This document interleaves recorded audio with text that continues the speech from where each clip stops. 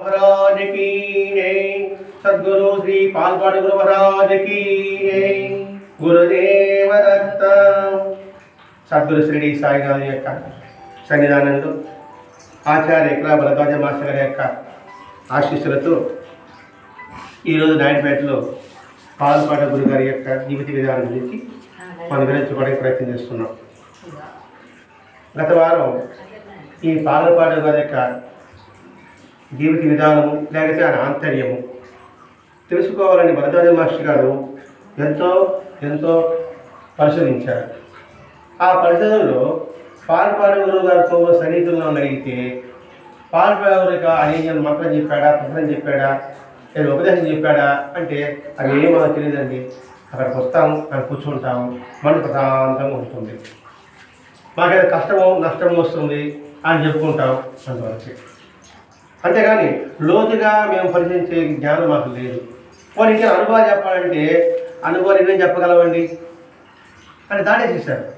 అంటే అనుభవాలు చెప్తే వాళ్ళ ఫలితం పోతుందని ఉద్దేశం ఏమో అనేప్పటికీ వర్మ గారని విశాఖపట్నంలో కాంట్రాక్టర్ పనిచేశాడు. అంటే ఆయన 2 రోజులు పాట గురువులతో సన్నిహితంగా ఉండే అవకాశానికి వచ్చింది. అప్పుడు ఆయన అనుభవం చెప్తున్నారు. ఆయన అనుభవం చెప్పాడు. పాలపాడ గురువు గారు ఏమంటే ఆ కొండల ప్రాంతంలో ఒక ఊరిలో పశువులు చనిపోతూ ఉన్నాయి. మనుషులకు రోగాలు వచ్చి వాళ్ళు కష్టాలు బాధపడుతున్నారు.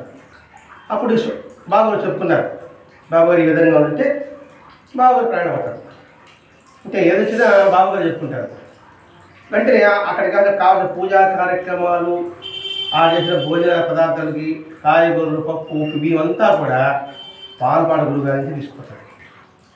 అక్కడ వాటిని ఏమి ఆశించాడు. ఎందుకు అలా చేస్తున్నారంటే భగవంతుని యొక్క పనిచేసేటప్పుడు మన సొంత ఖర్చులు చేయాలని భావం కాబోలు. రెండవది ఆ వస్తువులు మోసుకుపోవడానికి మనుషులు మాత్రం చూపించుకునేవారు.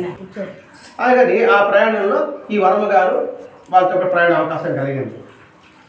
అది మొత్తం కొండలు కోనలు. ఆ కొండల కోనల ప్రాంతంలో వీళ్ళు ప్రయాణం. ఈ ప్రయాణాలు అంటే గుర్రాలతో పోవాలి. బాబు గారికి ఏమో మేన అంటే పల్లకి. ఆ పల్లకి అంటే ఏదో పూల పల్లకి కాదు, నొలక మంచాన్ని తిరగేసేసి దానిపైన కూర్చుంటే నలుగురు మోసుకెళ్ళేవాళ్ళనమాట. అలా సాగిపోతూ ఉంది ఆ అడవి ప్రాంతం అంతా కూడా. ఉన్నప్పుడు కొంత ఒళ్ళు గుణం అవుతుంది కదా. వాళ్ళు ఇప్పుడు అయ్యప్ప స్వామికి డోలీలు పోతే ఎలా ఉంటుందో, అలాగే అమర్నాథ్ వెళ్ళిపోయినప్పుడు డోలీలు పోతే ఎలా ఉంటుందో వాళ్ళు పరిగిస్తా పోతుంటారు. కానీ కూర్చున్న వాళ్ళు ఒళ్ళంతా కొనబోతుంటుంది. అలా దాదాపు అనేక గ్రామాలు ఉంటాయి. ఆ గ్రామాల్లో ఆయన వస్తాడు తెలిసినప్పటికీ వాళ్ళు పూల తోరణాలతో కలవతో నీళ్లతో ఆయన పాదాలకు అభిషేకం చేయాలని, ఆయనకి ఏదో పండుగ ఇవ్వాలని ఎదురు చూస్తుంటారు. ఎదురు చూస్తారంటే వాళ్ళకి ఎంత మంచి జరగకపోతే వాళ్ళు ఆ విధంగా ఎదురు చూస్తారు. అంటే పాలపాడు చూడడానికి ఎలా ఉన్నారు, ఏదైనా వేషం వేసుకున్నాడా, ఏదో కాకరావతాలు రుద్రాక్షమాలు అట్లాంటి ఏం కలవలేకపోయారు, సాదాసీదాగా ఉన్నాయి. కానీ వాళ్ళు ఎంతటి ప్రేమతత్వం, బాబుగారు ఉన్న ప్రేమతత్వాన్ని వాళ్ళకి మొత్తం పంచించినట్లెక్కే. ఆ ప్రేమతత్వం వాళ్ళు గారు ఆయన ఎదురు చూడడం మొదలుపెట్టారు. అంటే ఒక 4 తరాలకు ఒక గ్రామం, 5 తరాలకు ఒక గ్రామం. కొన్ని గ్రామాల్లో ఆయన నిలబడుతున్నాడు, కొన్ని గ్రామాల్లో నిలబడుకుని వెళ్ళిపోతున్నారు. నిలబడుకుని వెళ్ళిపోయినప్పటికీ కూడా వాళ్ళే ఫీల్ కాదా, అందుకని పని తొందరగా వాళ్ళు, అందుకని ఆయన వెళ్ళిపోతున్నారు ఉద్దేశంతో అలా ప్రయాణం సాగిస్తున్నారు. దాదాపు మధ్యాహ్నం 2:30 గంట అయింది. ఉదయం బయలుదేరిన వాళ్ళు మధ్యాహ్నం 2 అయింది. ఇంకా గుర్రాలు బాగా అలసిపోయినాయి. ఆ గుర్రాలు ఎత్తుబలాలు ఉంది. ఇవన్నీ దాటుకుంటూ పోయిన తర్వాత చీకటి పడతానే కొండ ఎక్కాలి, కొండ ఎక్కి దిగాలి. ఇంక మోసేవాడికి మా కష్టము మేము చుట్టుకుంటూ వస్తూ ఉన్నారు. సరే వీళ్ళు వర్మ గారు ఇంకొక గుర్రాల మీద వెనకబడిపోయి చీకట్లో పెట్రోల్ లైట్ లేక దారిపోయి అడివి అంటే ఇల్లు కొంత ఇవన్నీ ఉంటాయి. ఆడి భయం అయితే ఉన్నప్పుడు ఒకటే గుర్తు, మనం బాబుగారిని తలుచుకుంటూ పోతుంటాం, మనల్ని కాపాడతాడు. అలా ప్రయాణం సాగిస్తూ ఆ ఊరికి చేరాడు. ఎత్తైన పర్వతం దిగి ఆ ఊరికి చేరతానే రాత్రి దాదాపు 2:30. బాబు గారు ముందుకు వెళ్ళిపోయారు. వీడి కోసం ఎదురు చూస్తున్నాడట. ఏమి రాలేదని చెప్పేసి అక్కడ అరిసి 2 లాంగలు ఇచ్చి పంపించాడు. వచ్చిన తర్వాత ఆ రోజు కూర్చున్నారు. నైట్ భోజనం చేసుకున్నారు. పక్కన గ్రామానికి బయలుదేరారు. బయలుదేరితేనే బాబు గారు ఒక ఇంటి ముందు కూర్చున్నారు. మంచి మీద కామ్గా ఉన్నాడు. అలా ఆకాశంగా చూస్తూ ఉన్నాడు. ఉన్నట్టుండి కొబ్బరికాయ తీసుకొచ్చి 4 మూల విసిరేశాడు. 4 మూల మేకులు తెక్కాడు. తర్వాత గడ్డ కడుపున్నారు విసిరేసాడు. పదాన్ని పదం ఉన్నాడు. అంటే అక్కడ చీడ అది తిప్పాడంటారు కదా, అది వదిలిపోయింది కాబోలు అంటే బయలుదేరాడు. ఎందుకు ఈ చర్యలో అర్థం ఏమిటి అని వర్మగారు పరిశీలించారు. ఈ వర్మగారు అనేది కృష్ణమాచార్య గారని మాస్టర్ గారు అన్నగారు ఉన్నారు కదా, ఆయన శిక్షకం అంటే ఆయనకి ఇష్టం. ఆయన గురువుగా భావించేవారు. గురువుగా భావించిన తర్వాత ఆయన సత్సంగం ఉంటుంది కదా, ఆ మాటలు వినడం వల్ల ఈ వర్మగారు ఏమాచించారంటే, బాబు గారు మీరు ప్రశాంతంగా కూర్చుంటేనే అన్ని శక్తుల్ని మీరు ఆహ్వానం చేశారు. చేసిన తర్వాత కొన్ని పొరపాటు అని ఒప్పుకుని ఉంటాయి కొన్ని శక్తులు, వాడిని దూరంగా ఇసి పారేశారు కర్పూరంతో. అలాగా కొందరిని మేకులు కొట్టి దించేశారు. ఇదే కదా మీరు చేసింది అన్నాడు. అంటే బాబు గారు చెప్పాడు. అంటేనే మీ ఆచార్య భక్తులు గట్టివాడే అన్నాడు. అంటే ఏంటి కృష్ణమాచార్య గారు అంటే ఇంతగా ఊహించాడు కదా. అంటే దీన్ని బట్టి మనం ఏంది, మనం కొత్తగా ఆలోచించాలి,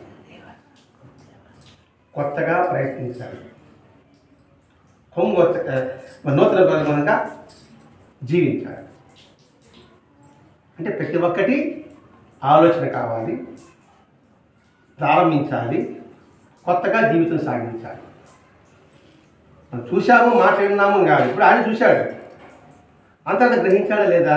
మనం అనుకుంటాను ఏదో ఇచ్చాడు అంటే కొబ్బరికాయలు ఇసేసాడు, మేకులు కొట్టాడు, కర్పూరం ఇసేసాడు, ఈ భావనలో ఉంటాం. ఆ భావనలో ఉండి మనం ఏం తెలుసుకున్నాం? నూతన సంవత్సరం వచ్చింది, పాత వదిలిపెట్టాలి, కానీ పాత జ్ఞాపకం చేసుకుని కూర్చోవడమే. ఇంకేం చూయాలి ఇక్కడ? ఇంకేం నూతన సంవత్సరం కూడా ఇది నూతన సంవత్సరం, అది వాడి నూతన సంవత్సరం అంతే. నూతన సంవత్సరం మనకు ఉగాది. సరే, దాని గురించి మనకి తగ్గిన 10 రోజులు కొంగుర్తగా మనం ఆలోచించడము, పని ప్రారంభించడము, జీవితం సాగించడం. అంటే ఇక్కడ ఏంటంటే పని పాతదే, ప్రయత్నం కొత్తదే. పూజలు పురస్కారాన్ని పాతవే, కానీ సత్సంగం ప్రయత్నం అనేది కొత్తగా ఉందా లేదా? ఇది పూజలే, ఇది పురస్కారాలే, ఇది భజనలే, కానీ పాత పనికి వీటికి తేడా ఉందా లేదా? అలాగే మన జీవితం పాతది, జీవనం కొత్తది. గత జీవితం పాతది, ఇప్పుడు సత్సంగం ఈ జీవనం అంతా తేడా ఉందా లేదా? వంకాయ ఒకటే, బజ్జీ చేసుకుని తింటాను ఇంతకుముందు, ఇప్పుడు గుత్తి వంకాయ చేసుకుంటున్నాం. ఇది కొత్తది, వంకాయ పాతది, ఇప్పుడు చేసుకునేది కొత్తది. జీవితం అలా ఉండాలి.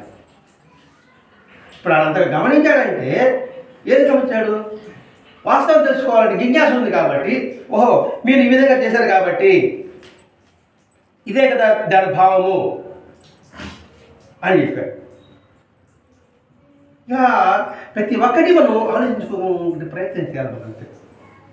అంటే జీవితాన్ని సాధన చేసుకోవడానికి మన మార్గాలు, సులభమైన మార్గం, మనకి కొత్త మార్గాలు, మనకి కొత్త ఈ మార్గాన్ని మనకి మాస్టర్ గారు అందిస్తున్నారు ఇక్కడ. అంటే ఇక్కడ ఈ మేన పలక మోస్తాడు కదా, ఆయన ఆపమంటే ఆపాల. అందుకోసం ఇంకా 16-20 మంది ఉంటారు, మార్చి మార్చి మార్చి మార్చి మోసేవాళ్ళు. అలా మార్చి దిగిన తర్వాత స్వామి మోసిన వాడికి మసూజు వచ్చేసింది సార్ అన్నాడు. తమకాలు వచ్చింది అన్నాడు. పోతుంది వరా అన్నాడు. సరే వాడు వెళ్ళిపోయాడు. వెళ్ళిపోయిన కాసేపటికి ఆ బాగా అయిపోయింది సార్ అన్నాడు.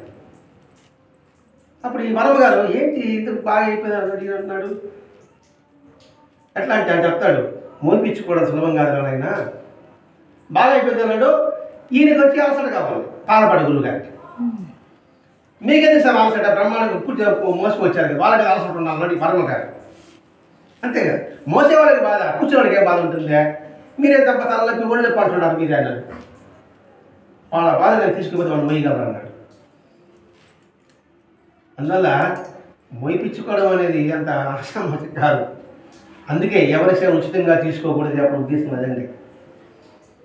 ఒకరిని తీసుకుందామంటే ఆ బాధ అనుభవించాలి. అదే మాస్టర్ గారు చెప్పారు, లక్ష రూపాయలు సార్ చెప్పారు. ఇప్పుడు మీకు వాళ్ళు హృదయపూర్వంగా రూపాయి ఇచ్చినా అది బాగుంటుంది. అలా కాకుండా అయ్యో ఇంకా నువ్వు అడిగాడు కాబట్టి, ఎంతో కొంత ఇవ్వకపోతే బాగుండదు కాబట్టి, ఆయన 10 రూపాయలు ఇస్తే మనం 100 రూపాయలు ఇవ్వాలి కాబట్టి, ఆయన కాకుండా 10 రూపాయలు ఇచ్చి ఉంటారు కదా అని ఫీల్ అయ్యారు అనుకోండి, ఆ ఎఫెక్ట్ వాళ్ళు జరుగుతుంది.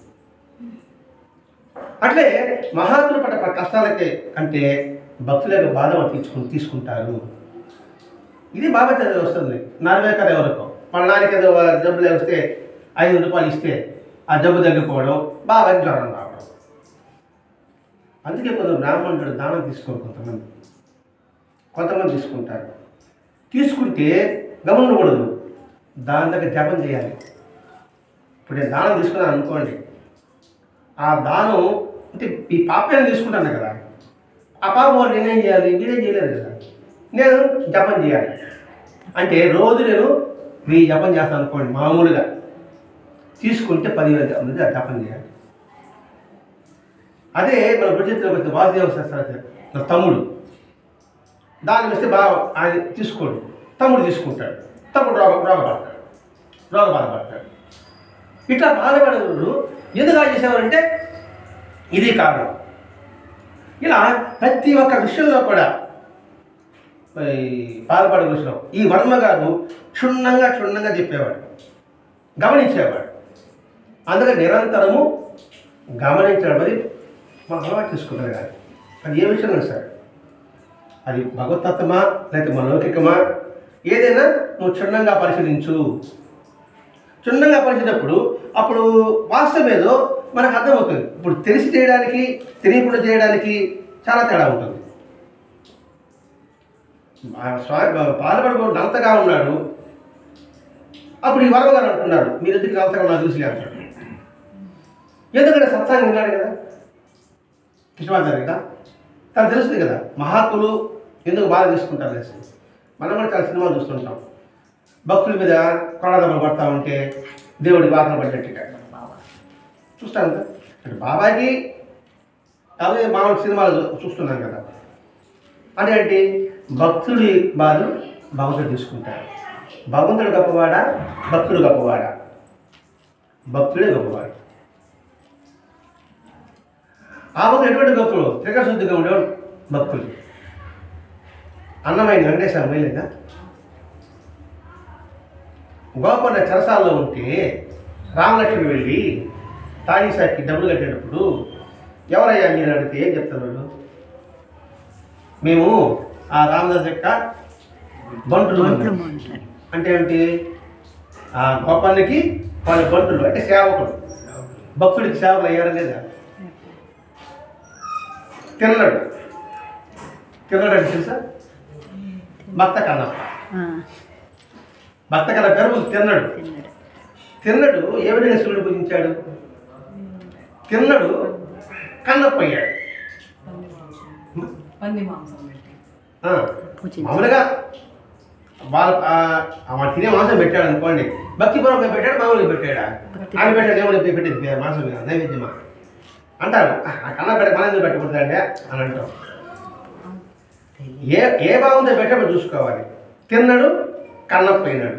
కన్నప్ప అనేది పేరు వచ్చింది, కన్నప్పకి ఇచ్చాడు కాబట్టి కన్నప్ప అయినాడు. అప్పుడు కాళహస్తిలో కన్నప్ప ఎక్కడ ఉన్నాడు? శివుడు ఎక్కడ ఉన్నాడు? అప్పుడు ఎవడు భక్తుడికి ప్రాధాన్యత, భగవంతుడికి ప్రాధాన్యత అని చెప్పాలి. ఉద్దేశం ఇక్కడ భక్తుడికి చిన్న ఆపద కలిగిన తట్టుకుంటున్నాడు, పరిగిస్తారు అంతే. అందుకని భక్తుడికి ఏ జ్వరం వచ్చి మోసారు, చిన్న కష్టం వచ్చినా తీర్చారని లేదా? ఇప్పుడు అన్ని గ్రామాలు దాటి ఏ రోడ్డా ఆడెవరకు పశువులు చనిపోతా ఉండే మనుషులు ఎత్తిపోతా ఉంటే ఏంటి, ఈయన పోవాల్సిన అవసరం ఏంటి? ఆడ భక్తులకు ఆదరణ ఉన్నాడు, వాళ్ళ కష్టం చూస్తున్నాడు, వాళ్ళని సంతృప్తిపరచాలి, వాళ్ళకి సంతోషం కలిగించాలి. నేను కష్టపడినా పర్వాలేదు. అది భగవంతుడి స్థితి, వాడు భగవంతుడు. అంతేగాని వచ్చి సేవ చేసుకోండి, నాకు ఇంత మూట కట్టండి అని చెప్పాడు భగవంతుడు కాదు. మనం చెప్పేశాం, అన్ని కొండల్లో ఒకరోజంతా ప్రయాణం చేసి కొండ మీద ఎక్కి, అందులో ఈ సీజన్ నవంబర్ డిసెంబర్ సీజన్ మనం వెళ్ళింది. మనకి ఇప్పుడు చలి, మన ఇంట అంటాం విశాఖపట్నం ఏరియాలో భీమసింగి చింతలపల్లిలో పేపర్లు చూస్తూ ఉంటాం. 4 డిగ్రీలు 5 డిగ్రీలు చలి అని ఇప్పుడు చూస్తుంటున్నాం. 4 డిగ్రీలు 5 డిగ్రీలు మంచు అంటే ఎంత చలి ఉండాలి? ఆ చలిలో పోతున్నారు. ఏది పాల్పడదు గురువుగారు అంత చలిలో పోయి వాళ్ళకి కాపాడాల్సిన అవసరం ఏముంది అని ఆయన చెప్తాడు. వాళ్ళ యొక్క ప్రేమ నన్ను కరిగించిందన్నాడు. అటువంటి ప్రేమ పట్టణంలో లేవు. పట్టణంలో ఎప్పుడు స్వార్థం, ఏమి ఇస్తావు, ఎంత ఇస్తావు, ఇంకా ఏమి ఇస్తావు, ఏమి ఇస్తావు, ఇచ్చాడు, ఎంత ఇస్తావు, కొంచెం ఇచ్చాడు, ఇంకా ఏమి ఇస్తావు అనేది పట్టణం వాళ్ళ ఆలోచన. కానీ వీడు నిర్మల హృదయం. అందుకని నా శరీరం ఇంత కష్టపడినప్పటికీ కూడా వాడు బాగు చేయడం ఉద్దేశం. అది వరదాలు చెప్తారు, వరదాలు అడుగుతాడు అనమాట. ఏమి పట్టణంలో హ్యాపీగా ఉండొచ్చు కదా అంటే వాళ్ళకన్నా నిర్మల హృదయం వీడు. అందుకే వీళ్ళని పురుషంతానంతో పోల్చాడు. కానీ ఇవన్నీ వర్మ గారు గమనించుకుంటూ వస్తున్నాడు. ఇది సృష్టి చేసింది అంటే అక్కడ ఎవడో భక్తికి సృష్టి చేశాడు. ఆ కష్టాన్ని తను తీసుకున్నాడు. ఇలా ఆయన ముఖ కవడలు స్పష్టంగా గమనించేవాడు వర్మగారు. ఆయన ప్రతి చర్యలో కూడా ఎటువంటి భావం ఉంది, ఈ ఆలోచనతోనే ఆయన గమనించుకుంటూ వచ్చాడు. ఇంత చెప్పిన తర్వాత తెలుసుకున్నాడు కదా, మీరు ఎందుకు మేకలు కొట్టారు అంటే ఆ దెయ్యాన్ని అని చెప్పి మనకు అర్థం. ఆ దెయ్యాన్ని ఆవింపజేయడం, సాయం పొరపాటైన దెయ్యాన్ని ఆయన దూరం పంపించేయడం, ఇవన్నీ చేసుకుంటూ వచ్చాడు. అంతే తర్వాత ఈయన ఒక మాట అనుకోండి, ఇంత చేస్తున్నాను కదా నాకైనా బోధించడం లేదే, మనకి ఆయన బోధించడం లేదే సరళంగా అనుకుంటుంటాం మనం. ఆయన అసలు మాట్లాడలేదే, నాకెవరు గురువు దొరకలేదే, దొరుకుతుంటే నాకైనా బోధన చేస్తాడు కాబోలు అని అనుకుంటుంటాం. బాబా చదివారు ఎప్పుడన్నా? పుస్తకం చదవలేదా? బాబా లాంటి మహాత్ముడు పాలపాడు గురుగారని ఒక ఆయన విశాఖపట్నంలో ఉంటే ఆయన జీవిత చరిత్ర చెప్పుకుంటున్నాం. ఒక భక్తుల యొక్క బాధల కోసంగా ఆయన కొండల కోనలు అప్పుడంతా నడిచిపోయేవాడు. ఆయన ఎందుకంత కష్టపడ్డాడు భక్తుల కోసం, భగవంతుడు ఎప్పుడు భక్తుల కోసం కష్టపడతాడు అని తెలుసుకుంటూ వస్తున్నాము. అంత అయిన తర్వాత ఇతనికి నాకేం బోధించడం లేదంటాడు అని అనుకుంటూ ఉన్నాడు. నిజంగా వాడు బోధిస్తే మనం తినగలమా? ఇప్పుడు నాకు బాబాయ్ కనబడేదంట, రాముడు కనబడేదంట, ఆయన కనబడి ఇప్పుడు ఒరే నువ్వు రోజుకి 1000 సార్లు నామం చెప్పాలరా అని అనుకోండి, మన పరిస్థితి చెప్పండి ముందు అసలు ఎందుకులా చూసేవారు అనుకుంటాం మనం. కనుక దేవుడు కనబడాలా, దేవుడితో మాట్లాడాలా, అది కదా. అందుకే చాలా జాగ్రత్తగా ఏదైనా అడగాలన్నా మనం జాగ్రత్త పడాలి. ఇతడు ఏం బోధిస్తాడా అనుకుంటున్నాడు. ఇక్కడ ఎలా బోధిస్తాడేమో అని ఈయనకి ఆలోచన వచ్చింది. ఈయన బోధించాలి అని అనుకుంటుంటే బాగా పొద్దుపోయింది, రాత్రి 2:30 అయిపోయింది. ఇవన్నీ చేసేటప్పటికి నిద్రపోతున్నాడు. వెంటనే లేపి కాస్త బయటకు చూసేసారు. ఆయన పులిగిలి తిరుగుతుంటుంది, జాగ్రత్తగా పంపించాడు. అయిన తర్వాత వచ్చి కూర్చున్న తర్వాత గురువుగారు మేము దారి చెప్పాం కదా, మీకు తెలుసు ఆ సంగతి అన్నాడు. అంటే ఆయన సమాధానం చెప్పలే. సరే మీకు తెలుసులేదు, ఎందుకు అలా గమనించారు? మేము దారి చెప్పాం, మీ వెనక వస్తున్నాం కదా, అర్థమవుతుంది అనుకుంటాను. బోధించలేదు, అదే దానికి వస్తున్నారు. బోధించలేదు అని అనుకుంటుంటే ఆయన నిద్ర పట్టింది. కాసేపు గురువుగారు లేపారు. లేపి బయటకు చూసేసారా అన్నాడు. ఆయన ఎప్పుడు జాగ్రత్త రండి అంటే ఏదో సరిగ్గా దేవుడు కనుక్కున్నాం. అంతే తర్వాత మేము కొండ మీద అదే కంటిన్యూ వస్తుంది అనమాట. ఆ కొండ మీద నుంచి వస్తున్నాం కదా, మేము దారి చెప్పాం కదా, మీకు తెలుసా అంటే నాకు తెలుసు. మరి ఎందుకు ప్రమాదాన్ని ఇచ్చారు? నాకే సమాధానం చెప్పలే. నీకేం కాలేదు కదా. అంతే తర్వాత బాగా అలసిపోయారు కదా, వాళ్ళు నిద్రపోతున్నాడు. ఆ నలుగు చెప్తున్నాడు బోధించే ఈ చెప్పడం. నువ్వు బోధించ అనుకున్నావు, మనం నిద్రపోతున్నావా? తట్టి లేపుతాడు. బోధించాలి ఇప్పుడు ఎలా ఉండాలి? అలర్ట్గా ఉండాలి. అంటే తూగే నడక, అడివి, చలి. అయిన తర్వాత వెంటనే అన్నాడు. చెప్తా అంటే విసుగ్గా ఏది గురువు గారు అని తలగిప్పుకుంటున్నాడు. విసుగ్గా. నిద్రపోయేవాడు పురుషుడే కాదు. పురుషుడు అంటే ఎవడో తెలుసా?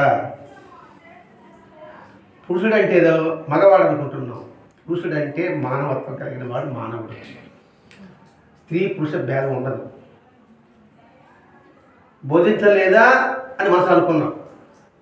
అలా తూగుతున్నాం, తట్టి లేపుతాన్నా, విసుక్కుంటున్నాం. ప్రశ్నించింది ఆయనే, నిద్రపోయేది కూడా ఆయనే. అనుకుంటుంది ఆయనే అని బోధించలేదా అని. అంటేనే తూగొచ్చింది. సరే లేపాడు. అంటే బయటకు పోసారంటే నిద్రపోగొట్టుకోండి, నీళ్ళు వేసారంటాం కదా, తూతాను అప్పుడు. అంటే బయటకు పోసారు జాగ్రత్త, మనం ముందుకు పోయిన పుల్లు తోతాడు. సరే వచ్చి కూర్చున్నాడు. కూర్చున్న తర్వాత ఏదో అడగాలని చెప్పేసి మేము తప్పాం కదా, మీకు తెలుసా? తెలుసు. నీకేం కాలేదు కదా. అందరం మళ్ళా తూకొస్తుంది. వస్తే తర్వాత 2-3 గంటల అంటే నిద్ర కాడుతుంది. నిద్రపోయేవాడు పురుషుడే కాదు. పురుషుడు అంటే ఎవడు తెలుసా? తెలియదు. సరే చెప్తానండి. ఎప్పుడు నిద్ర అసలు పోనేవాడే పురుషుడు. అంటే నిద్ర పోనేవాడు పురుషుడు అంటే మనకి మన నిద్ర అంటే మనకి కడుపు మూసుకుని నిద్ర అనుకుంటున్నాం. నిద్ర అంటే నిరంతరము ఎరుకలో మెలుకువ కలిగి ఉన్నవాడు. చూస్తూనే ఉంటాడు. ఏమనపాటు ఉండదు. ఏమనపాటు అంటే అందరిలో ఉన్నది ఒకే చైతన్యము, ఒకే దివ్యత్వము అనే భావన లేకపోవడం నిద్రపోవడం. అనే భావన అంటే అంతా ఒకటే ఉంది కలిగి ఉండడం, మెలకువగా ఉండడం. అంతా ఒకటే అనే భావం లేకపోతే వాడు నిద్రపోతున్నట్టు. ఆ భావం ఉంటే వాడు మెలకువతో ఉన్నాడు. వాడు మాత్రమే పురుషుడు. అడిగి తిని కళ్ళు మూసుకుని నిద్రపోతా ఉంటుంది. అంటే ఎలా? ఒక ఎత్తైన పర్వతం ఉంది. ఇప్పుడు తిరుమల ఉంది. మన తిరుమల కొండ మీద ఎక్కాం. ఆ నీటి కింద చూస్తున్నాం. సగం కొండ లేదు. పూజ కొండ పోతే ఏం కనపడదు కదా. మనం బస్సులో పోతున్నప్పుడు బస్సులో నిలబడ్డాం అనుకోండి. తిరుపతిలో కపిలేశ్వరం కోనేరు కనబడతాయి, భవంతులు కనబడతాయి, గోవింద టెంపుల్గా గోపురాలు కనబడతాయి. ఇవన్నీ కనబడతాయి. ఇవన్నీ చూస్తూ ఉంటాడు వాడు. కానీ వాడు ఎక్కడ ఉన్నది? మొత్తం తిరుపతి అది. అలాగే జాగ్రత్త, స్వప్న, సుషుప్త వ్యవస్థలను అతీతంగా చూస్తూ ఉండు. కాదు, అర్థం కాదు. అంటే ఒక్కొక్క కొండ అనుకోండి, మీరు ఒక కొండ, మీరు ఒక కొండ, మీరు ఒక కొండ, మీరు ఒక కొండ, పై చూసి నలుగురు కనబడుతూ ఉన్నారు. ఈ నలుగురు నేను ఒకే చూస్తున్నా, ఒకే భావంతో చూస్తున్నా. అలా నిరంతరం చూసేవాడు పురుషుడు. కొండ మీద పైన ఉండి అన్నీ ఒకటే తత్వమనే గుర్తించేవాడే పురుషుడు. అంటే వాటి చేత ప్రభావితం కాడు. అంటే జాగ్రత్త, స్వప్న, సుషుప్తిలో ఒక సంఘటన జరిగింది, దానికి ఏమన్నా ఇబ్బంది ఉండదు, స్పందించాడు, మామూలు చూస్తూ ఉంటాడు. నేను చెప్పాలంటే ఈ వీధిలో మన ఇల్లు ఒక వీధులు అనుకుంటాం. మన ఇంటికి ఒక 5 ఏళ్ళ తర్వాత ఏదో ఇల్లు తగలబడమో లేదా దొంగతనం జరిగింది అనుకోండి, బాధపడతారా? అది మన ఇంట్లో అయితే బాధపడతాం. అది మంది కాదు కాబట్టి బాధపడతాం. అలాగే మన దృష్టి ఇవేవి శాశ్వతం కాదు అనే భావం ఎప్పుడు నిలబడుకుంటాడో వాడు మాయని ఇరుక్కుంటాడు, చూస్తూ ఉంటాడు అంతే. అది తడలిగా భావించాడు. ఇదంతా ఒక అంటే సూక్ష్మంగా చూస్తూ ఉంటాడు అంతే. వాడు మాత్రం పురుషుడు. అందుకే మానవ అంటారు కదా, మానవుడు అంటే పురుషుడు. అందరి మానవుడు అంటారా? స్త్రీ మానవుడు, పురుషుడు మానవుడు అంటున్నారా? అందరినీ మానవుడు అంటారు. జనం అంటారు కానీ పురుష జనము స్త్రీ జనం. స్త్రీ జనం అంటారా? అది పురుషుడు ఎందుకు అర్థం అంటే ఆమె ఏం చెప్పారు? సినిమా చెప్పారు.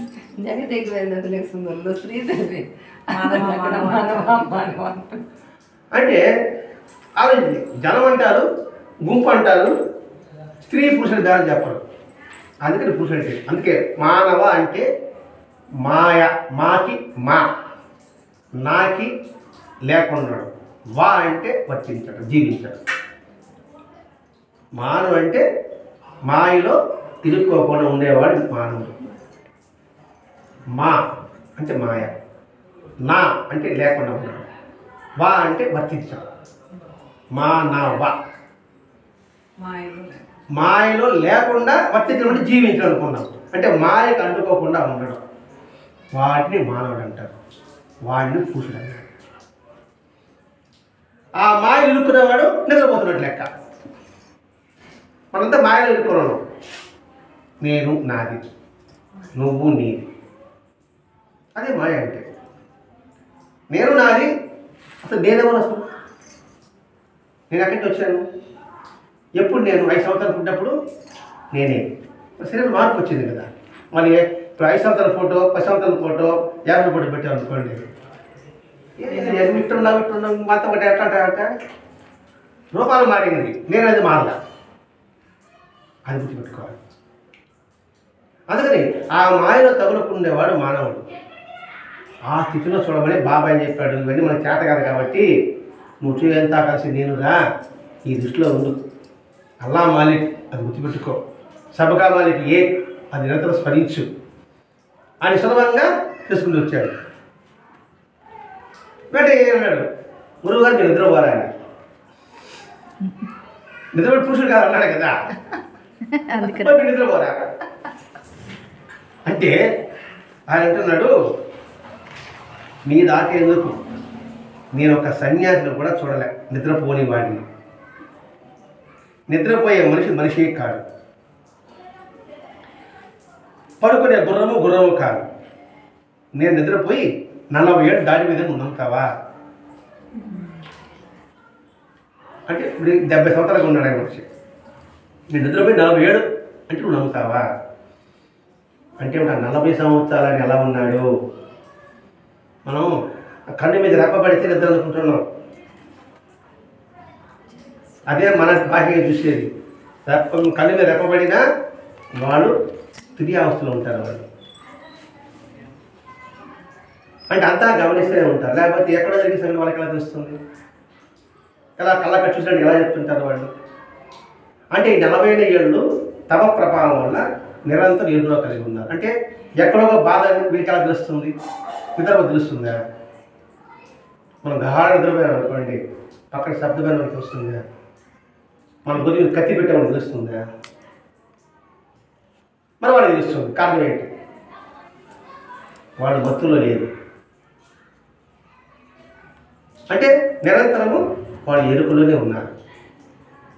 అంటే ప్రజెంట్ వర్తమానంలోనే ఉన్నారు. అందుకని నేను 40 ఏళ్ళు నిద్ర అంటే నాకు తెలియదు, నువ్వు నమ్ముతావా? ఇది మహాత్మ లక్షణం. ఇప్పుడు కృష్ణుడు అర్జునుడు వస్తాడు సహాయం కోసం, దుర్యోధనుడు వస్తాడు సహాయం కోసం. నిద్రపోతున్నట్టుగా ఉంటాడు, నిద్రపోతున్నట్టుగానే ఉన్నాడు.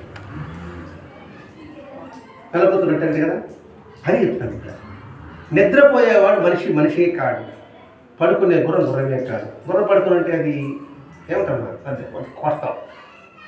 ఎప్పుడు హుషారుగా ఉండాలి.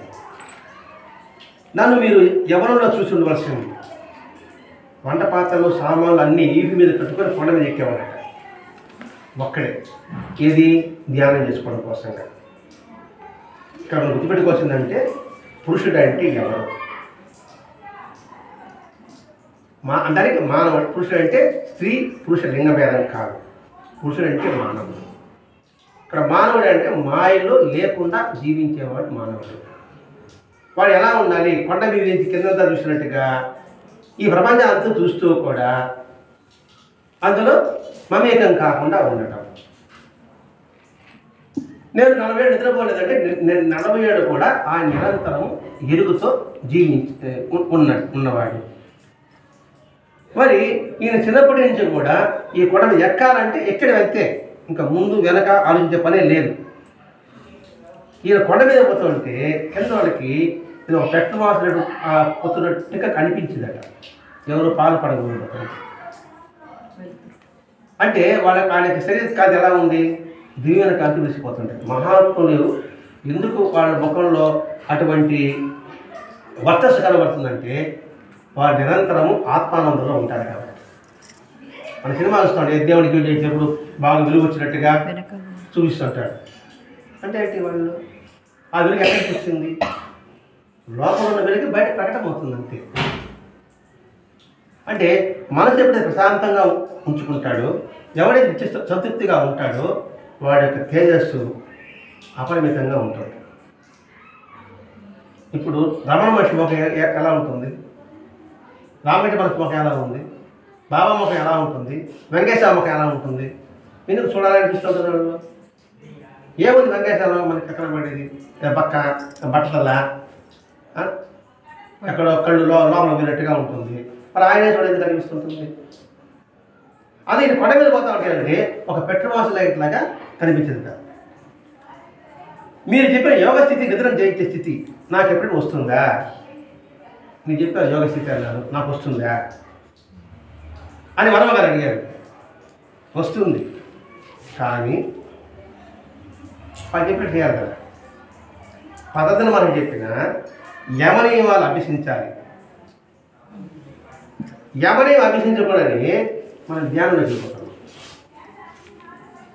అష్టాంగ యోగం 8 చెప్పాడు. యమము నియమము, ఆసనము ప్రాణాయామం, ప్రత్యాహారం ధారణ, ధ్యానము సమాధి. ధ్యానం ఎన్నోది? 7. ఇవేమి చేయకుండా ఒకేసారి ధ్యానంలోకి వెళ్ళగలమా? ఇది ఆలోచించండి. యమము నియమం అంటే ఏమిటి? యమము ఏది చేయాలో అది చేయడం, నియమం ఏది చేయకూడదో అది చేయకూడదు. లేదా యమము ఏది చేయకూడదో అది చేయకూడదు, నియమం ఏది చేయాలో అది చేయడం. ఇవేమి లేకుండానే ధ్యానం ఎలా చేయాలని చెప్పండి. ధ్యానం అంటే బుద్ధితో ప్రయాణం సాగించడం.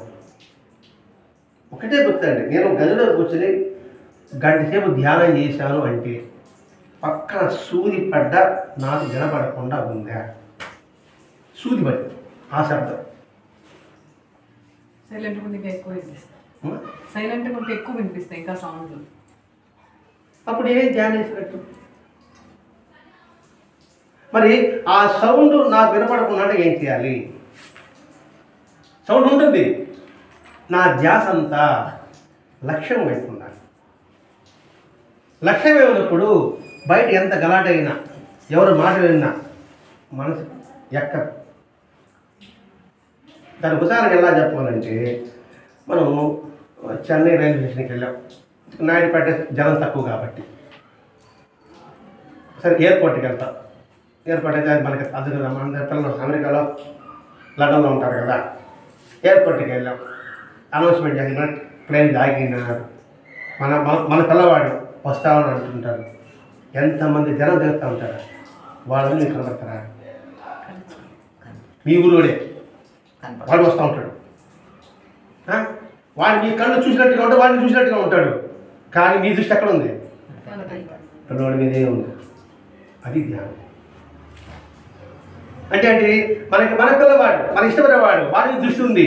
ఇంకా చుట్టుపక్కల ఏ శబ్దము, ఏ అనౌన్స్మెంట్ ఏమీ అనమాట. ధ్యానంలో కొంతసేపు వాళ్ళని చూసిన తర్వాత మనకు నిలవరు కదా అసలు. ధ్యానంలో ఇప్పుడు బాబా కనిపించారు అనుకున్నాం, డాబా మీద పూలేస్తున్నట్టే ఉన్నాం. ఒక 2 నిమిషాలు ఉంటుంది, మళ్ళీ 3వ నిమిషం పోతుంది కదా ధ్యానం సరిగ్గా నిలబడి. ఆ ధ్యానం కదా అన్న చెప్పేది. మీరు చెప్పే ధ్యానం ఏంటంటే ప్రతి నిమిషం అనుకోవడమే ఈ పని చేస్తున్నాము, అది బాబా పని అనేది ధ్యానం. మీ ప్రశ్న ఏంటంటే నేను బాగా పూజ చేస్తుంటాను 2 నిమిషాలు మళ్ళీ మనసు చెదిరిపోతుంది అని అన్నారు. అంటే ఏంటి, మన మనసు ఇంకా తప్పిపోదలే, అది వాడు కూర్చోనాడు సంగతి మనకు జ్ఞాపకం లేదు. ఇప్పుడు ఒక ఆయన పెద్ద ఆయన మన హాల్లో వచ్చి కూర్చున్నాడు అనుకోండి, ఎంత జాగ్రత్తగా ఉంటాము. ఒక నిమిషం ఏమని పట్టుంటుందా? మరి ఆయన కూర్చున్నప్పుడు ఆయన ఉండాలి అంటే ఎందుకు ఏమరపాటు వచ్చింది? అది మనకి పటమనే భయం కాదు, అది పటమనే బాగానే మనకి ఇంకా పటము విగ్రహం. ఆయన నిజంగా కూర్చున్నాడు ధ్యాస మనకి ఎన్ని క్షణాలు ఉంటుంది, ఒక్క క్షణం ఉండడం లేదు.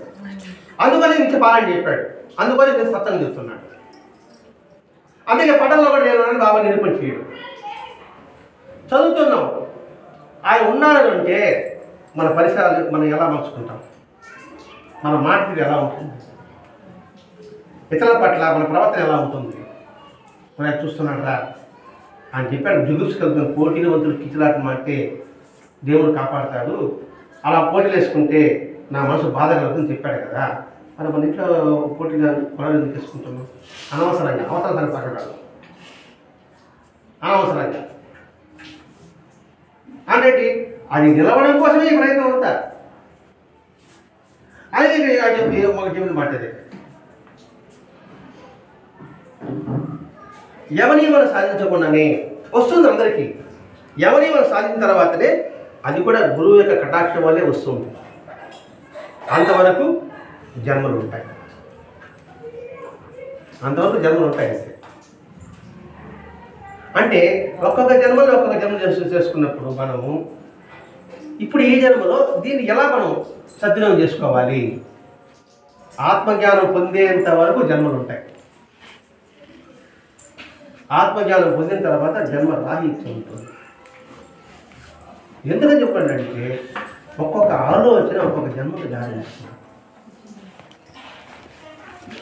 అది గుర్తుపెట్టుకోవాలి. నాకు ఇప్పుడు ఒక ఆలోచన అనుకోండి, అది బంధం లింక్ అయిపోయింది అంతే. అందుకే నా మాటలన్నీయు, నా ఆటలన్నీయు, నా తలంపులన్నీయు, నా శ్వాసలన్నీయు, నా జీవితం అంతయు నీ పరమగా చేయవే తండ్రి అని ఉదయ ప్రార్థనలో ఉండదు చెప్తున్నా కదా. మన ఆలోచన మన భావాలు అంటే అంతటా కూడా ఆయనే ఉన్నాడన్న భావన ఉంచినప్పుడు ఆయనే చూస్తున్నాము, ఆయన మాటలే వింటున్నాము అనే భావన వ్యక్తం చేసుకోవాలి. ఆ దృష్టిలో ఉంటే అని అనిపించడం. ఇంక ధనం పనపం లేదు. లతమ్మ రూపానికి లతమ్మ పేరుకి నాకు సంబంధం లే. నేను భగవంతుడితో మాట్లాడుతున్నా, లేదు లతమ్మతోనే మాట్లాడుతున్నా, లేకపోతే మస్తారైతేనే మాట్లాడుతున్నా, లేకపోతే ఇంకో రామాయణతోనే మాట్లాడుతున్నా అనుకుంటే బంధం. అందుకని ఇక్కడ చెప్తుంది, ఇక్కడ ప్రతి ఒక్కటి ఈ జ్ఞానం వచ్చేంత వరకు మనకి జన్మలు ఉంటుంది. మరి ఈ జన్మలను దాటడానికి ఈ సత్సంగము, పారాయణము, సత్సాంగత్యము అంటే ఆలోచన వస్తుంది కదా. ఇప్పుడు వర్మగారు ఏ విధంగా ఆలోచిస్తున్నారు? నేను పాల్పాడ గురుగారు ఇచ్చిన విశాఖపట్నంలో ఏజెన్సీ ప్రాంతంలో కొండవారిని పోయి చెప్పడానికి అక్షరాస్యుని అక్షరాస్యంగా మార్చి వారికి నాగరికత నేర్పి వాడికి ఎటువంటి కష్టం వచ్చినా నష్టం వచ్చినా ఈయన స్వయంగా వెళ్ళి వాడికి సహాయం జరిగి జరుగుతుంది. అందులో భాగం చెప్పుకుంటున్నప్పుడు మానవుడు అంటే ఏమిటి చెప్పాడు అంటే మాయని లేకుండా వర్తించేవాడు మానవ. ఇక్కడ మానవుడు అంటే స్త్రీ కాదు, పురుషు కాదు. అంటే స్త్రీ లక్షణమా పురుషత్వం కాదు. పురుషులన్నా కూడా స్త్రీ పురుషులన్నా కాదు. మానవుడు అంటే జనం, దాన్ని వివరిస్తున్నాం. ఇట్లా నాకు యోగస్థితి వస్తుందా అన్నప్పుడు యమనియమాలు సాధించిందే నీకు యోగేశ్వరా. అంతవరకు ఆత్మజ్ఞానం పొందేంత వరకు నీకు జన్మలు ఉంటుంది. మరి జన్మపరంలో తిరుగుతూనే ఉంటావా, జన్మపరం విడిపడతావా? దాని మనం విడిపడిన రుణానుబంధం. ప్రతి ఒక్కటి రుణానుబంధం వస్తుంది, రుణానుబంధం పోతుంది అనుకున్నప్పుడు జన్మలు ఉండవు. మనం ఆ భావించాం, వాడి వల్ల ఇలా జరిగింది, వీడి వల్ల ఇలా జరిగింది, వాడి వల్ల ఇలా జరిగింది, మన వల్ల జరిగిన సరే కొన్ని మర్చిపోతున్నాం. నా జన్మ కారణం ఎవరు? నేనే. నాకు వచ్చే ప్రాప్తాలకి కారణం ఎవరు? లాభ నష్టాలకి నేనే అని గుర్తించాం. నేనే అని గుర్తిస్తే జన్మ పరములను దాటుకుంటాం. కాదు, వాళ్ళ వల్ల నాకు ఇలా జరిగింది, ఇంకొకటి వల్ల ఇలా జరిగింది, వాళ్ళ మాట్లాడే కాబట్టి ఇలా మాట్లాడాను అనుకునేప్పుడేంది టిట్ ఫార్ ట్యాట్ ద్వేషభావాలు, అసూయ భావాలు, ఈర్ష్యభావాలు చేస్తాయి. ఎప్పుడైతే అసూయ, ద్వేష, ఈర్ష్య వచ్చిన తర్వాత అంత ప్రేమలో కూడా సరే బంధమే, వాటిని విముక్తులు కావడం కోసంగా మనం ప్రయత్నం చేయాల్సిన అవసరం ఉంది. దానికి సత్యం. నేను మంచిగా అభిమానంగా ఉన్నా కూడా తప్పే, మళ్ళా తిరిగి జన్మ పరంపరలే. అభిమానం ఉన్నప్పుడు ఉండొచ్చు, అభిమానంగా ఉండాలి. ఇది అభిమానం చేసే కర్తవ్యం ఉన్నది అంతే. ఆమె కోసం అభిమానం కాదు, ఆయన కోసం అభిమానం కాదు. నా ధర్మం అభిమానించడం, సహాయం చేయడం అనే భావన అనుకోండి, లింక్ లేదు, సంఖ్య లేదు. అది ఏం చెప్తున్నాడు ఇక్కడ.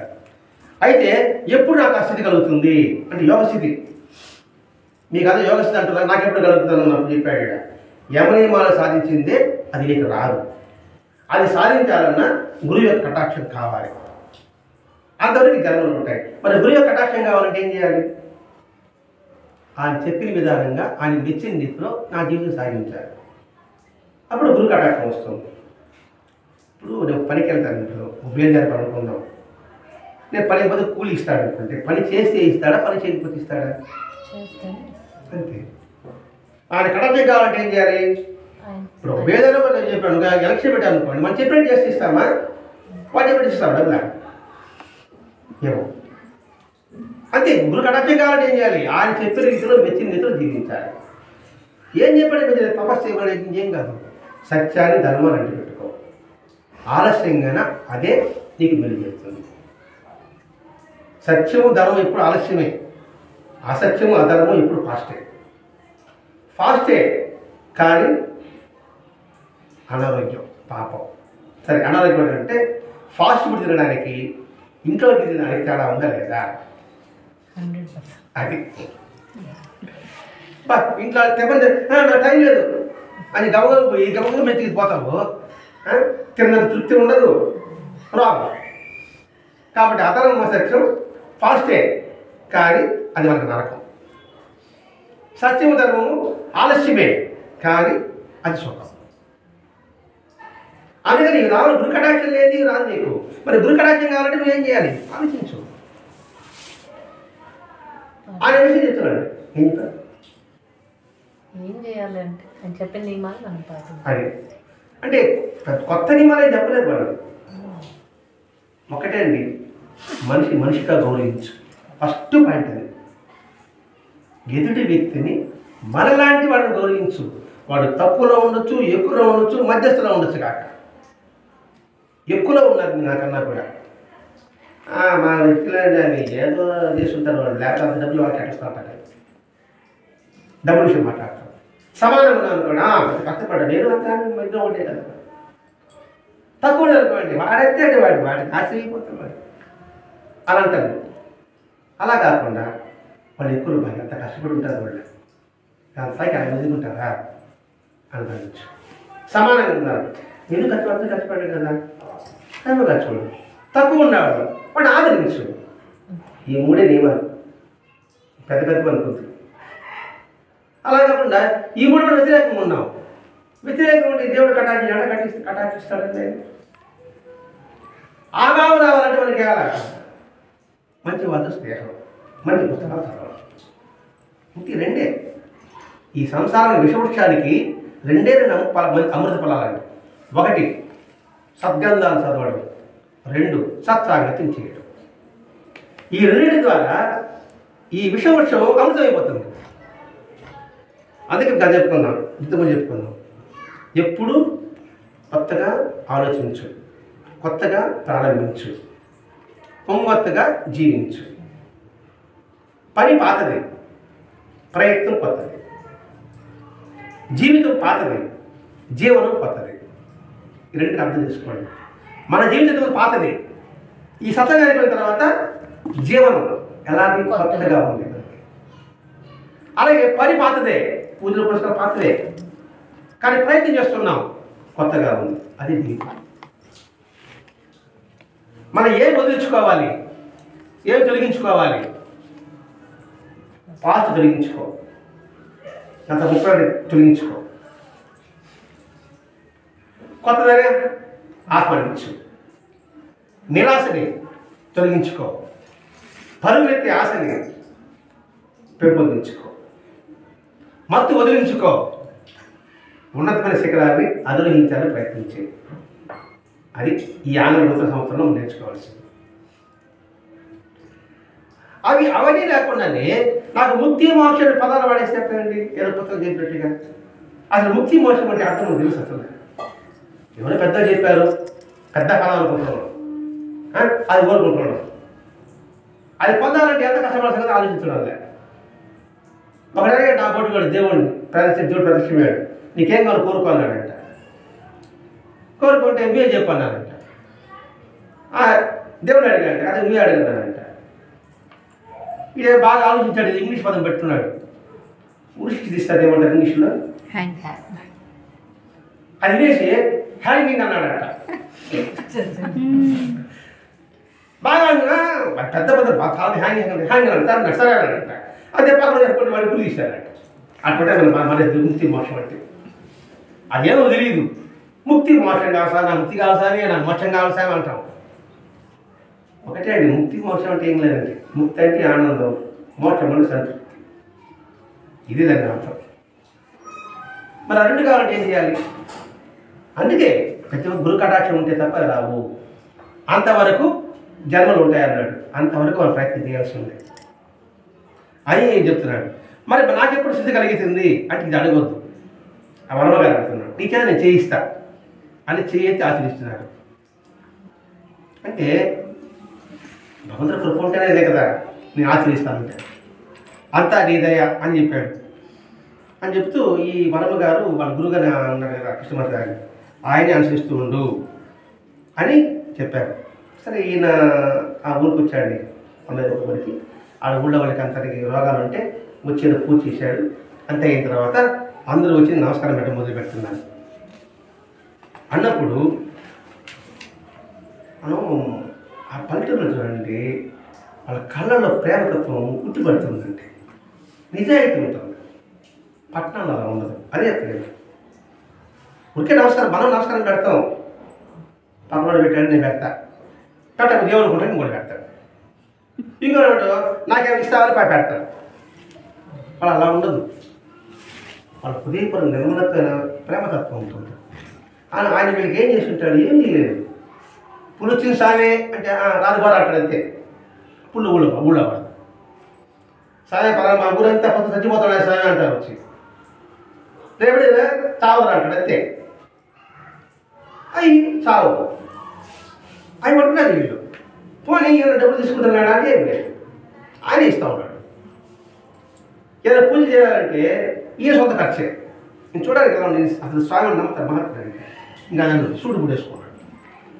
అంటే అదే విభూతి బట్టలు, గంధము, రుద్రాక్షలే ఉండదు. అది నిజంగా మహాత్ముడు అంటే ఎవరు నమ్మడండి. ఇది ఏజ్ తర్వాత, అది ఈ ఏజ్ తర్వాత, ఈ వయసు తర్వాత. మరి ఎందుకు ఆయన అట్లా ప్రేమతత్వాన్ని పంచడమే తెలుసు. మనం చేసుకోండి, ప్రేమను పంచివ్వడంలోనే ఆనందం ఉంటుందండి. ప్రేమను పొందడం కన్నా కూడా పంచివుడి చిన్నవాడికి ఆనందం కన్నా పొందినవాడికి ఆనందం చాలా తక్కువ ఉంటుంది. మీరు మర్చిపోవచ్చేమో, పంచినవాడిని మాత్రం మర్చిపోండి. ఎందుకని? వాళ్ళ సంతృప్తి కాబట్టి. తీసుకున్నవాడు ఎటువంటి మన సంబంధం లే, నేను చేశాను, నాకు ఆనందం. అందుకే దానం కానీ సహాయం కానీ ఏం చేసినా చేసినవాడికి సహాయం, పుచ్చుకున్నవాడికి కదా వాడు ఆత్మసంతృప్తి ఉంటాడు. వాడు తీసుకున్నవాడు ఏమో ఉంచగాక. ఆ విషయాలు చెప్తున్నాను ఇక్కడ. ఇలా ప్రతి ఒక్క విషయం కూడా అది చేసేది అయితే అప్పుడే నరమాంస భక్షులు ఉండేవారు. నిప్పేది రెండో ప్రపంచ యుద్ధం జరుగుతున్నది, అప్పుడు ఉన్నాడు. వాళ్ళందరినీ సరిదిద్దాడండి.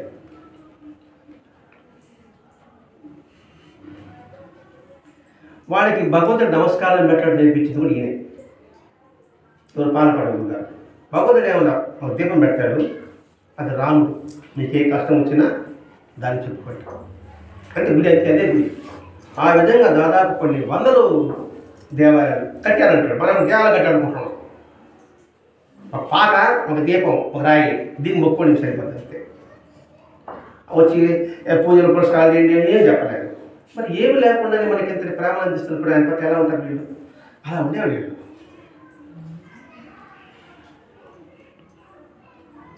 మీకు ఇక ముందు అంటే ఎవరు వెళ్ళిపోతారు, ఇక ముందు మీకు ఏ కష్టం వచ్చినా ఈ దీపాన్ని చెప్పుకోండి, ఇది మీకు రామాలయం. అక్కడ చెప్పింది దీపం కాదు, ఆయన వాక్ అక్కడ పనిచేస్తుంది అంతే. ఎందుకని ఇది రాముడు అన్నాడంటే అది రాముడు అంతే. ఎందుకని పైన సదాశివాలు ఉంటారు, వీళ్ళు ప్రకృతి శుద్ధిగా వీళ్ళు చెప్తారు. ఇక్కడ మంచి జరుగుతుందంటే మంచి జరుగుతుంది అంతే. మనం కొంచెం నిష్కల్మషంగా త్రికరణ శుద్ధిగా ఒక పని చేస్తే జరగదన్న పని కూడా జరిగి తీరుతుంది. కానీ మనం అనుకుంటాం నేను ప్రకృతి చేస్తాను అనుకుంటే జరగదంట. మామూలే మాట ఏదంటే నేనేం చేస్తున్నానండి కానీ జరగడం లేదు. నువ్వు చేస్తే ఎందుకు జరగదు? నేను పరీక్ష బాగా రాస్తే నాకు 100 మార్కులు ఎందుకు రాదు? మా వాడు అట్లంతా చదివినాడండి, నేనే దానికి సాక్షి. అప్పుడు తీస్తూనే ఉన్నానండి, కానీ మార్కులు తప్పించాడు అని అంటాను. చదివాడు, రాయొద్దా? రాయకుండా నువ్వు మా చదివితే ఏమవుతుంది? కాకపోతుంది. అట్లాగే ఆ పని జరగలేదంటే మనలో ఏదో లోపం ఉండాలి. జరగలేదు, మన ప్రారంభం తీరిపోతుంది. 2 వేల ఆలోచించాలి. అంటే ఏదైనా రుణానుబంధంగా గుర్తుపెట్టుకుంటున్నాం. అది గుర్తుపెట్టుకున్నవాడు ఎప్పుడు చింతించడు అది చెప్తున్నాడు ఇక్కడ. కాబట్టి అలా చేసుకోండి మీరు. ఈ విధంగా ఎన్ని గుళ్ళు కట్టి ఉంటారంటే దాదాపు కొన్ని వందలని చెప్పాడు ఇక్కడ. ఆయన ఉన్నప్పుడు అంటే తెలుసు ఏదైతే నక్సలైట్ చేయాలి ఉన్నారు, ఇప్పుడు నక్సలైట్ చేయాలి ఇంతకుముందంతా ఆ ఏరియా సీన్ చూసింది. ఆ కొండలు అంటే ఆయన మైదానాలు చేసి సాగుకి అనువుగా వాళ్ళ దగ్గర చేయించాడండి ఇక్కడ. ఇలా నిరంతరము వాళ్ళని ఉద్ధరించడమే ఆయన సంకల్పంగా పెట్టుకుంటూ ఆ ఊరిని బాగు చేసి అక్కడి నుంచి భీమశంకి ప్రయాణం సాగించాడు. వచ్చిన తర్వాత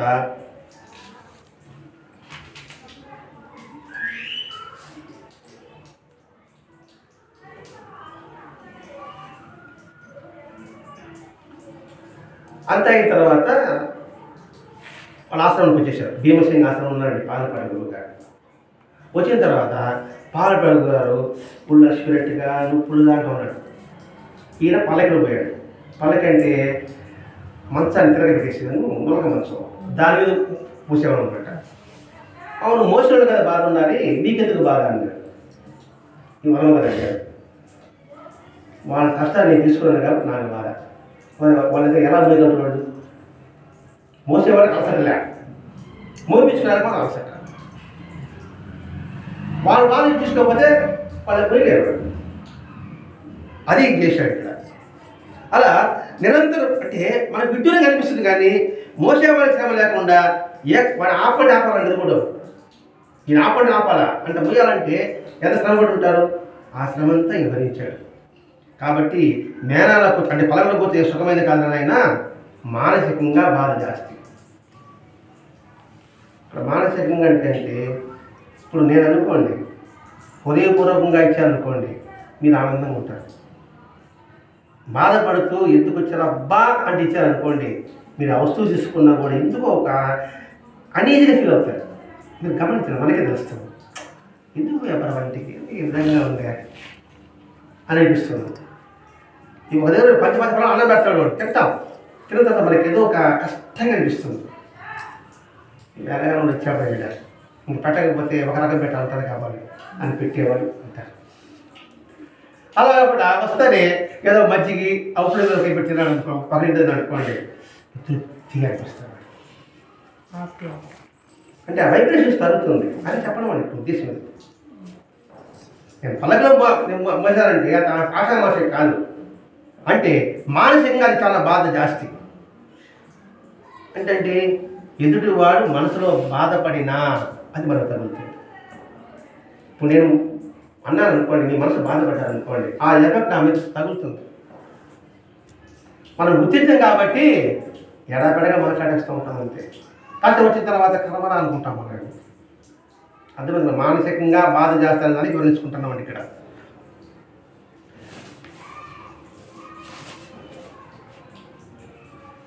ఆ తర్వాత గురువుగా చెప్తున్నారు, నాకు కావాల్సినంటూ ఏమీ లేదు వీళ్ళతో, వీళ్ళ యొక్క ప్రేమ నాకు చాలు.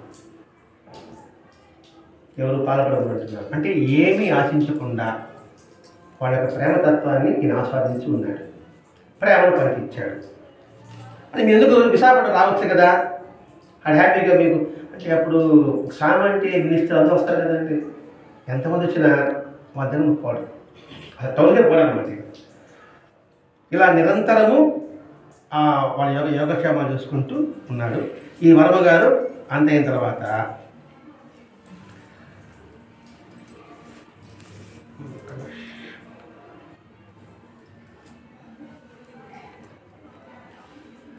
వీళ్ళు ప్రయాణం సాగించి అలసట పొందారు. పోయిన తర్వాత నేను పుస్తకం చదువుతామన్నాడు. చదువుతా ఉంటారు, మిగతా వాళ్ళు ఏం చేస్తే చూడమన్నారు. వాళ్ళు నిద్రపోతున్నారు. సార్ నిద్రలో చిక్కుకున్నంత కాలం మనకి తలనొప్పి ఉండదు. నిద్రకు అతీతమైన స్థితిలో ఉండాలి. ఒకసారి ఆ స్థితి ఉంచాక దిగజారడం అంటూ ఉండదు. అదే నిజమైన పురుష జీవనం. అంతవరకు మనం జంతు కక్షలోని వాళ్ళమే. నిద్ర అంటే కళ్ళు మూసుకోవడం, నిరంతరం మెలకువలో కలిగి ఉండు, ఇదంతా చూస్తూ ఉండు, సాక్షిగా చూస్తూ ఉండు. నేను నాది మన వాళ్ళని భావత చూడద్దు. ఈ సమాజంలో వాళ్ళు ఒకరు, నా కర్తవ్యం నిర్వర్తిస్తున్నాను, ఆ భావంతో చూడు. మీకు అర్థం అవ్వాలంటే మన పిల్లలు పెంచుతాం, పెద్ద చేస్తాం, వాళ్ళు మనం చూడకపోయినా అనుకోండి మనం బాధపడతాం. అలా కాదు, వాళ్ళు పుట్టారు, వాళ్ళని పెంచడం నా కర్తవ్యం అనుకుంటే బాధ ఉండదు, బాధ్యత అనుకుంటే బాధ అనుమానం లేదు.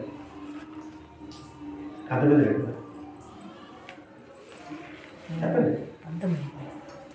బాధ్యత అనుకుంటే బాధ, అంటే నేను పెంచాను కాబట్టి వాటిని పోషించాలి, నేను నా బాధ్యతలు పెంచాను కాబట్టి వాడు నా బాధ్యత పోషించాలి అనుకుంటే బాధ కాదు. నా కథని చేశా అనుకుని అనుకోండి, వాడు చూసినా చూడకపోయినా తృప్తిగా ఉంటాడు, నా పని అయిపోయింది, వాడు తప్పు చేసి నాకు సంబంధం లేదు అని నిలబడమే నిరంతరమైన జీవన విధానం చెప్తున్నారు ఇక్కడ. పురుష జీవనం అంటే అది. అంతవరకు మనం జంతు కక్షలోని వాళ్ళమే. అంటే పశువులు కావచ్చు, క్రిమికీటకాలు కావచ్చు, ఇల్లు కావచ్చు. అందుకని మనకి నిర్లిప్తంగా అన్నీ చూస్తూ మన కర్తవ్యంగా నిర్వర్తించడమే. ఇంకా చెప్పాలంటే తామరాకు నీటి బిడ్డలాగా ఉండాలి, అంటి అంటనట్టుగా ఉండాలి, అంటనట్టుగా ఉండాలి, కానీ పైకి అంటనట్టే ఉండాలి, లోపల మాత్రం అంటకుండా ఉండాలి. ఇది సరైన జీవిత విధానము అని చెబుతూ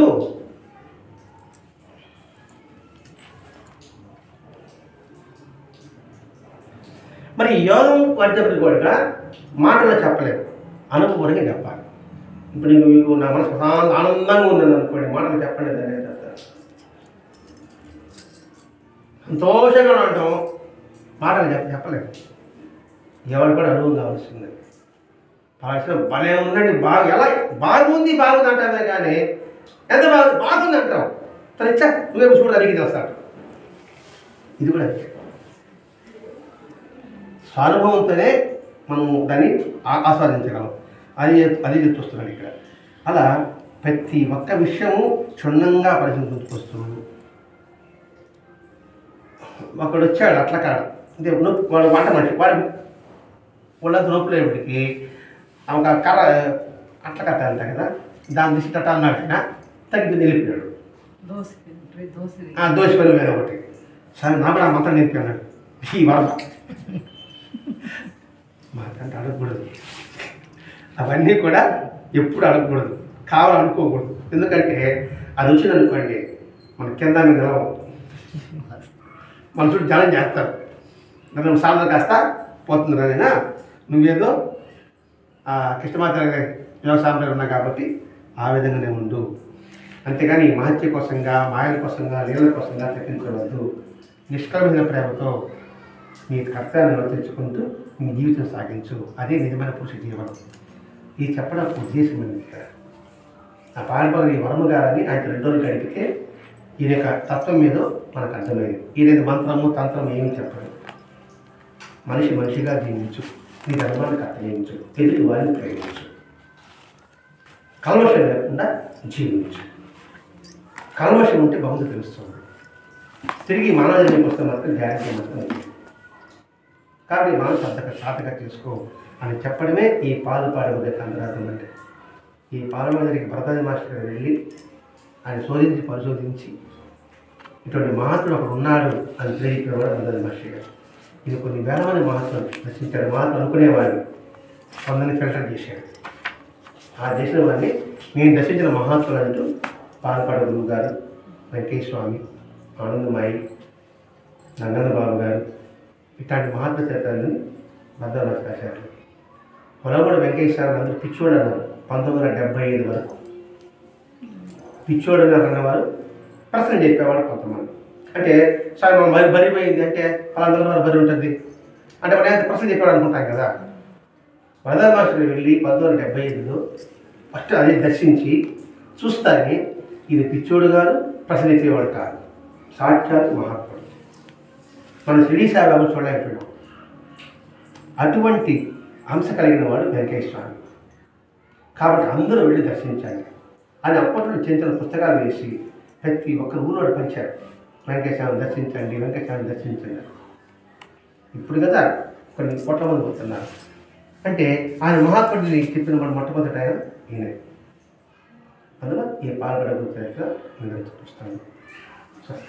శ్రీ సచిదానంద సద్గురు సాయినాథ్ మహారాజ్ की जय, सद्गुरु भरद्वाज महाराज की जय, सद्गुरु पालपाड़ गुरु महाराज की जय, गुरुदेव दत्त।